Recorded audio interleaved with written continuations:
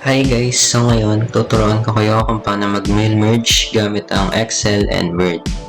So, bago tayo mag-mail merge, simulan muna natin sa Access. Yan, open natin Access, then blank database. Create. Yan, so kapag na-create natin, punta tayo sa external data. New data source from file, then Excel. So, pwede rin naman tong gamitin, mapapadali ang buhay nyo, pero ito yung tinuro sa amin. So, yan, click natin Excel, browse,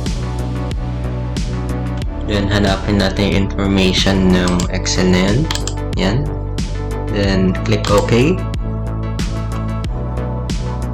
Yan, dapat may check yan, check natin, then next,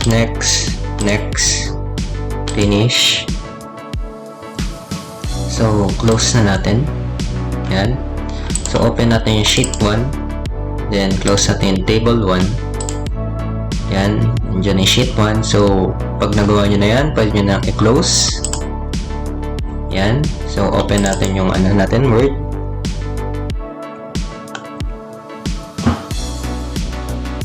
So, after ma-open yung Word, punta tayo sa mailings.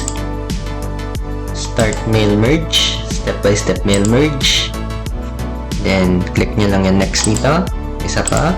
Then, isa pa. Then, browse. Click browse. Then, pindutin nyo yung new source. Other and advanced. Click next. Microsoft Office 12. So, okay yan. Next. So, para mahanap yung data source is kakopy lang natin yung ginawa nating access kanina, yung pangalan, yung properties ng database na yun sa access. So, hanapin lang natin. So, ayan. Database 11. Click natin yung properties. Copy lang natin yung location. Yan. So, paste natin dyan. Then, slash, pangalan ng database na yon para sa akin, database 11. And, wag natin kakalimutan, lagyan ng .accdb para ayos yung connection niya. So, test natin. Ayun, connection succeeded. So, okay na yan. Next, finish. Okay. Yan. So, insert merge field. So, lalagay natin yung mga title, last name. Yan.